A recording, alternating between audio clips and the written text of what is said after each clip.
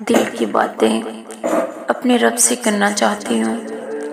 कभी कभी दिल चाहता है छोड़ दूँ सब काम काज, तन्हाई इख्तियार कर लूँ, छोड़ दूँ ये जिम्मेदारियाँ जो शादी करती मेरे सर पे आन पड़ी। जान ही नहीं छोड़ती, काम ख़त्म ही नहीं होते, वक्त मिलता ही नहीं, ना अपने लिए ना रब के लिए।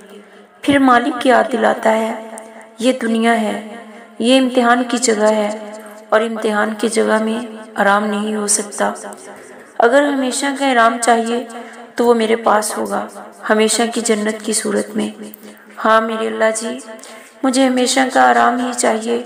ख्वाहिश तो तेरा दीदार करने की है, जन्नतुल फिरदौस में जाने की है, लेकिन मेरे अमाल बिल्कुल ना होने के बराबर हैं। मेरा हिसाब बहुत सख्त होने वाला है।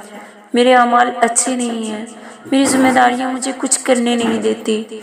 बस इल्तिजा करती हूँ कि इस रमज़ान तक मुझे पहुँचा दे ताकि मैं तुझसे माफ़ी मांगूं, तेरा साथ मांग लूँ, बख्शिश मांग लूँ।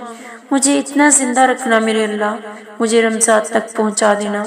मुझे माफ़ी मांगनी है, मुझे राज़ी करना है तुझको, मुझे बख्शवाना है खुद को।